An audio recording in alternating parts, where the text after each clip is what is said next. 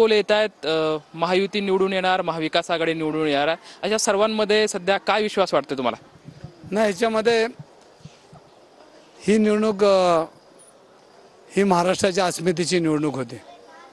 खऱ्या अर्थानं आपण बघितलं असेल तर गेल्या 10-15 वर्षामध्ये ज्या पद्धतीने महाराष्ट्राला वेगळ्या नजरेने बघितलं जातं केंद्राकडनं, आणि महाराष्ट्राचा सगळा जो व्यावसायिक उद्योग आहे, जो ज्या पद्धतीनं हायटेक करण्याचा प्रयत्न चाललेला आहे, हे महाराष्ट्राची जनता बघते.